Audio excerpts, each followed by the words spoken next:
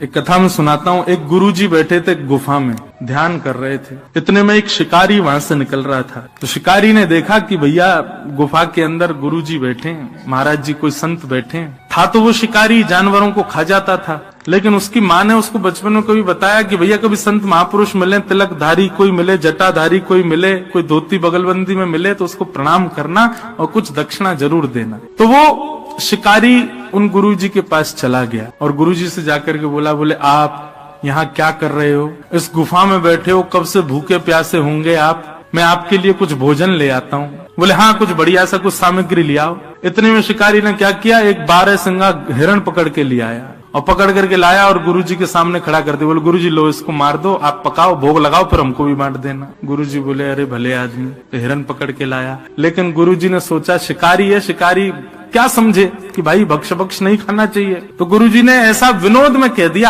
अरे हम ये साधारण हिरण नहीं खाते, हम तो ऊंचे और महंगा वाला और श्रेष्ठ गुण वाले हिरण का भोग लगाते हैं। बोले महाराज ये 12 सिंगा है, इससे भी श्रेष्ठ कोई हिरण होता है?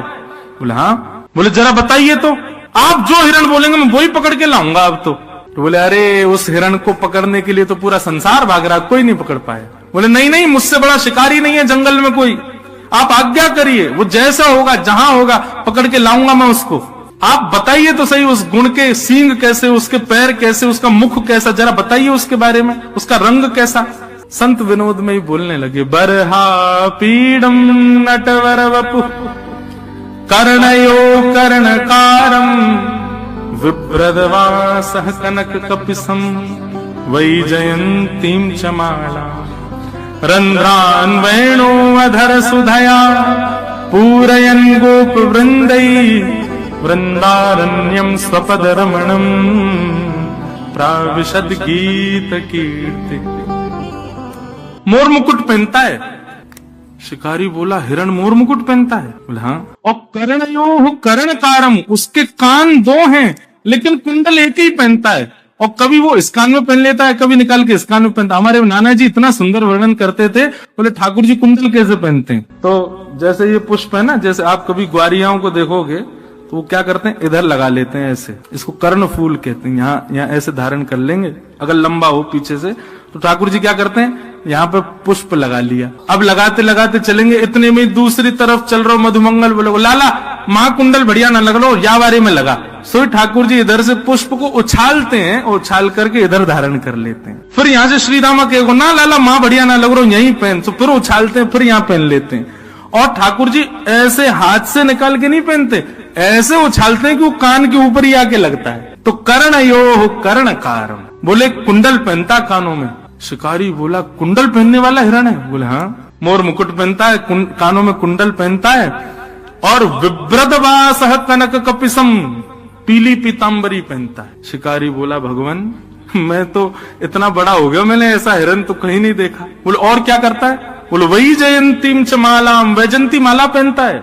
और सबसे श्रेष्ठ उसका गुण क्या है? बोले रंध्रान वेणु अधर सुधया, बोले अपनी कोमल कर उंगलियों से आच्छादित करता हुआ छिद्रों को वेणु बजाता है। आहा, शिकारी तो भाव विभोर हो गया। बोले भगवान ये हिरण वेणु भी बजाता है? बोले हाँ।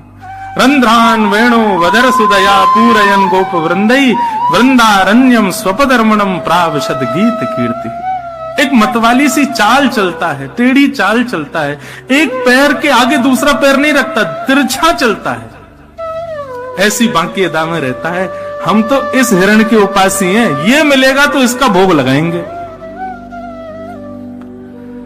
शिकारी ने कहा गुरुजी मैं आपको वचन दे के जाता हूँ, जब तक ये हिरण मुझको नहीं मिल जाएगा मैं भी भूखा रहूंगा। अब तो इसी हिरण को पकड़ के लाऊंगा, पहले आप भोग लगाना, फिर उसी का प्रसाद मुझको दे देना। अब गुरुजी तो अपने ध्यान में चले गए, बोले ठीक है जाओ अपना शिकार करो। लेकिन वो शिकारी तो बड़ा सीरियस हो गया, वो तो निकल गया। महाराज एक एक गुण लिख लिया था, अब वो ढूंढ रहा है। अब देखो गुरु की आज्ञा मान करके और वो सब गुण दे करके शिकारी भली शिकार की भावना से जा रहा है, लेकिन चिंतन तो ठाकुर जी का कर रहा है ना। सामने हिरण आ जाते हैं तो सोचता नहीं ये नहीं है, मोर मुकुट वाला होगा, ऐसा होगा।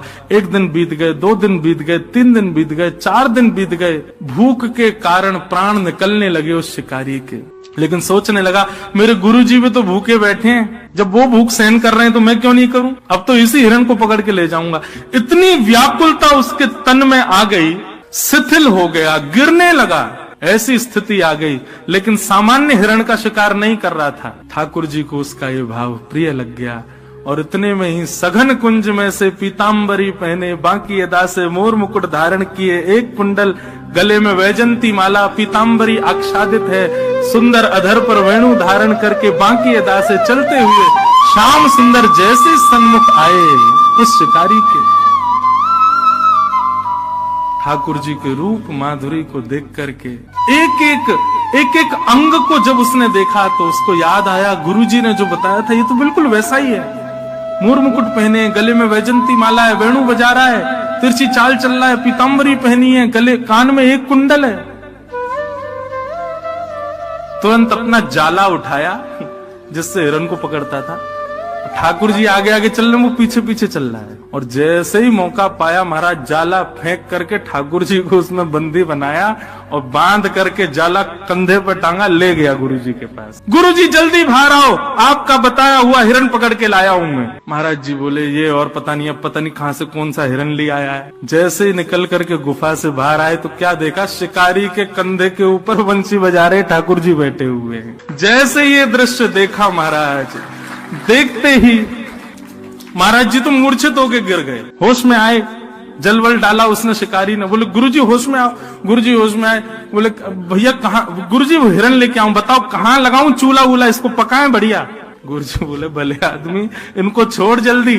बोले गुरुजी भाग जाएगा, ये बहुत मुश्किल से मिला, मुझे 5 दिन लगे इसको पकड़ने में। तब गुरुदेव ने आज्ञा की। ठाकुर जी मंद मंद मुस्कुरा रहे थे। ऐसी गुरु की कृपा हुई कि एक शिकारी के हृदय पर शिकार की भावना से ठाकुर जी को ढूंढने गया, ठाकुर जी उसके वश में। तो हे नाथ, आपके नाम में इतनी सामर्थ्य है, आपकी लीला गुण में इतनी सामर्थ्य है कि एक स्वपच प्रजाति का व्यक्ति भी आपकी प्राप्ति कर पाएगा। इसलिए मुझे यही समझ आया कि सबसे श्रेष्ठ संसार में अगर कुछ है तो वो आपका नाम है भगवान। उस नाम के आश्रय में, कथा के आश्रय में कोई भी आ जाए, उसको आप मिल ही जाते हो, उसको आपकी प्राप्ति हो ही जाती है। ऐसे नाम को हम बारंबार प्रणाम करते हैं। इसलिए हम कथाओं में गाया करते हैं, कन्हैया कन्हैया पुकारा करेंगे, लताओं में ब्रज की गुजारा करेंगे। कन्हैया कन्हैया सब लोग गाओ, पुकारा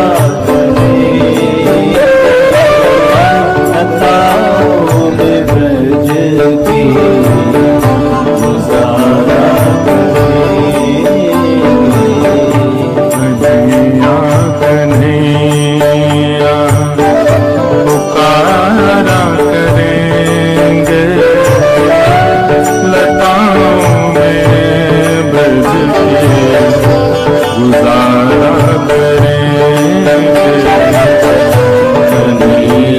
करेंगे।